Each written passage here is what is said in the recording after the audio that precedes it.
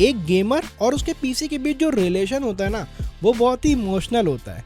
ये चीज़ आप तब ज़्यादा फील करते हो जब आप अपने लिए नया पीसी बिल्ड कर रहे होते हो और आपकी नज़र अपने पुराने पीसी पर पड़ती है, तो वो जो फील आता है ना, उसी फील के बारे में मैं यहाँ पर बात कर रहा हूँ। हे गाइस, मेरा नाम है अब्दुल राशिद और आप देख रहे थे इंडियन बजट गेमर। आज के इस वीडियो में हम लोग बात करने वाले हैं कि आप किस तरह से अपने गेमिंग पीसी की केयर कर सकते हैं ताकि वो ज़्यादा टाइम तक चल सके और जब भी आप उसे सेल करने का प्लान करें तो आपको मैक्सिमम वैल्यू मिल सके। यहाँ पर हम लोग हर छोटी चीज़ों के बारे में भी डिस्कस करेंगे कि पीसी लेने वाले हो तब आपको क्या ध्यान रखना चाहिए, आपको रेगुलर बेसिस पे क्या करना चाहिए और आपको लॉन्ग टर्म पे भी किन चीज़ों का ध्यान रखना चाहिए ताकि आपका पीसी ख़राब ना हो, उसकी वैल्यू हमेशा अच्छी बनी रहे। अब अगर आप रिसेंटली पीसी बिल्ड करने वाले हो या आपने ऑलरेडी कर लिया है तो डोंट वरी, आप शुरू से भी चीज़ें फॉलो कर सकते हो। सबसे पहले आपको करना ही है कि जब भी आप पीसी बिल्ड करो, आप जितने भी कंपोनेंट हैं उनके बॉक्सेस को अनफोल्ड करके एक जगह पर ठीक से रख लो। अनफोल्ड करने के लिए बेसिकली मैं इसलिए कह रहा हूँ कि जब भी आप कंपोनेंट को उनके बॉक्सेस के साथ सेल करोगे ना, तो उसकी जो रिटेल वैल्यू है वो बहुत ज़्यादा बढ़ जाती है, स्पेशली ग्राफिक्स कार्ड के केसेस में। मैंने देखा है अगर आपके पास हाई एंड ग्राफिक्स कार्ड है लाइक RTX 3080, बिना बॉक्स के सेल करोगे तो आपको कम वैल्यू मिलती है, बॉक्स के साथ सेल करोगे आप as much as 4 to 5,000 rupees extra पा सकते हो। सिमिलर चीज़ यहाँ पर आपको बिल के साथ भी करनी है। नो मैटर आपने भले ही ऑफलाइन बिल्ड किया हो या ऑनलाइन बिल्ड किया हो, तो आपको करना क्या है, एक फ़ाइल खरीदनी है। ऑफलाइन बिल्ड किया है तो उसके जितने भी बिल्स हैं उसको उस फाइल के अंदर अटैच कर देने हैं। ऑनलाइन बिल्ड किया है तो आपको उनके PDF को जो है डाउनलोड करके प्रिंट आउट करा के रख लेना है और उन PDF को ना एक अच्छी जगह पर गूगल ड्राइव पे सेव कर लेना है। जिस भी फाइल में आप अपने सारे बिल्स अटैच कर रहे हो उस फाइल को संभाल के रखना है, क्योंकि ये फाइल आपके तब ज़्यादा काम आएगी जब आप अपने कंपोनेंट को सेल करोगे।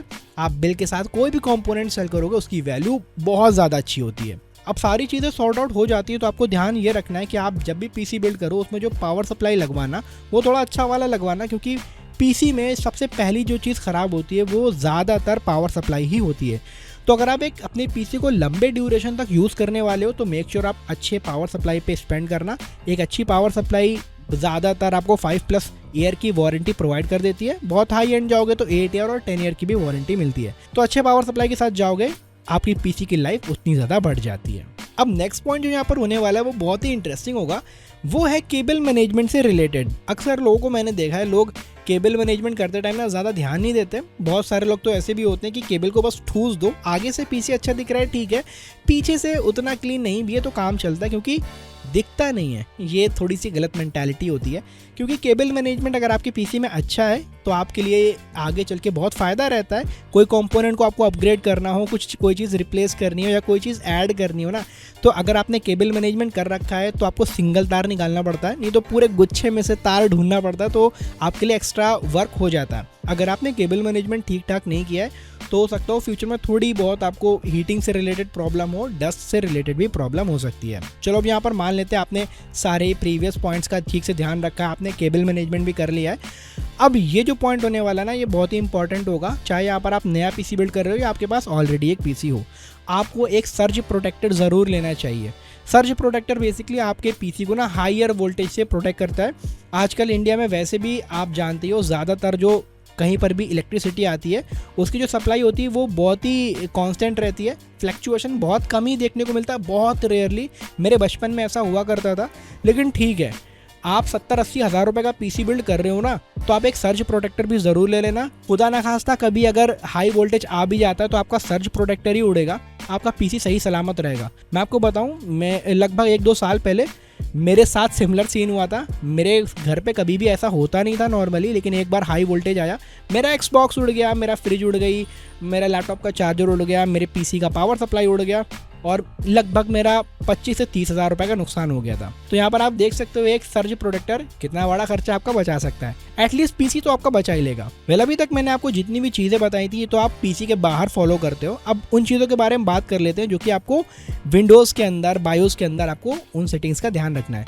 पहली चीज़ ये है कि आप पर आपको किसी भी तरीके की ओवरक्लॉकिंग नहीं करनी।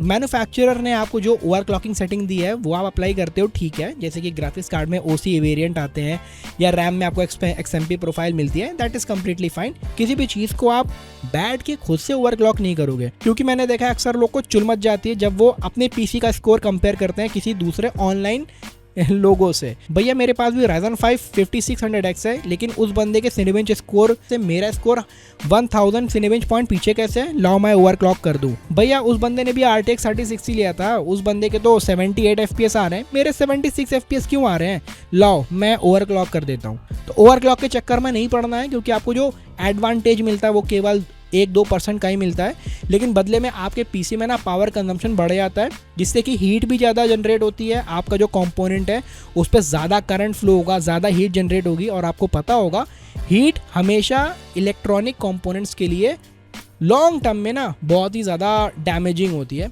आपके कैपेसिटर्स होते हैं वो जल्दी उड़ जाते हैं, उनकी जो लाइफ स्पैन होती है ना वो बहुत कम हो जाती है। अब नेक्स्ट पॉइंट जो होने वाला है वो काफ़ी ज़्यादा इंटरेस्टिंग है।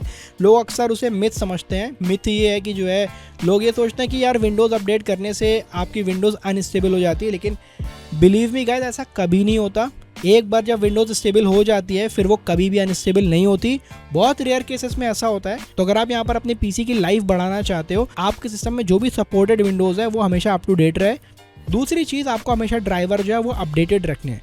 इससे फ़ायदा ये होता है कि आपके पीसी में वायरस वगैरह नहीं आता है, आपका जो हार्डवेयर है वो हमेशा फुल्ली यूटिलाइज रहता है और चीज़ें ना स्मूथली चलती हैं। और आप में से जो लोग ये चाहते हैं कि आपकी ड्राइवर, आपके विंडोज़ हमेशा ऑटोमेटिकली अप टू डेट रहे, तो यहाँ पर आपको जेन्युइन विंडोज़ की रिक्वायरमेंट पड़ेगी, जिनको कि जाकर आप हमारे स्पॉन्सर्स की तरफ से खरीद सकते हो केवल 499 में।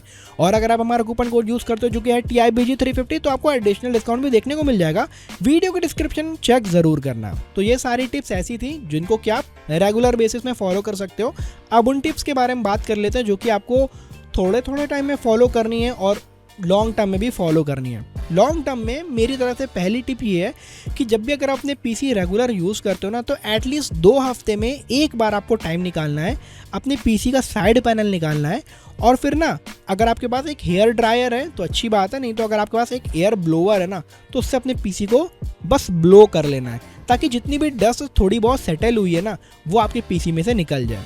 डस्ट अगर आप रेगुलर क्लीन करते रहोगे तो ये आपकी पीसी की लाइफ ना बहुत ज़्यादा बढ़ा देती है। उसके पीछे रीज़न ये है कि अगर आपके पीसी में डस्ट एक्यूमुलेट होती रहती है ना, तो उसमें कहीं ना कहीं मॉइस्चर आने का खतरा रहता है, एयर फ्लो थोड़ा सा कम हो जाता है, जिसकी वजह से टेम्परेचर्स भी काफ़ी हाई जाने लगते हैं। अगर आप 2-3 वीक में क्लीन करते रहोगे तो वैसे भी डस्ट बहुत कम ही आएगी और आपको मेहनत भी बहुत कम पड़ेगी। उसके बाद यहाँ पर आपको महीने 2 महीने में एक बार अपने पीसी में ना स्ट्रेस टेस्ट चलाना है। स्ट्रेस टेस्ट बेसिकली मैं इसलिए कह रहा हूँ ताकि आपके सामने आपके सिस्टम का परफॉर्मेंस है ना वो क्या कितना आ रहा है वो आपके सामने हमेशा रिकॉर्ड में रहे। मिसाल के तौर पे आपको 2 महीने में या 1.5 महीने में एक बार सिनेबेंच चला लिया और 1-2 महीने में आपने कोई गेम का बेंचमार्क चला लिया। इससे क्या हो गया, आपके CPU का और GPU का स्कोर आपके पास आ गया। हर 2-2.5 महीने में एक बार आपको ये स्कोर चलाना है और प्रीवियस मंथ से ना उसे कंपेयर करना है। इससे हो गई आपके सामने ये चीज़ खुलकर आ जाएगी। कहीं ऐसा तो नहीं कि लॉन्ग टर्म में आपके पीसी का परफॉर्मेंस ड्रॉप हो रहा हो, और इन केस अगर ड्रॉप होता हुआ दिखे, चाहे वो CPU हो या GPU हो, तो आप समझ जाइएगा कि आपको थर्मल रीपेस्टिंग की ज़रूरत है। वैसे तो आपको रेगुलर बेसिस पे थर्मल रीपेस्टिंग की ज़रूरत नहीं पड़ती।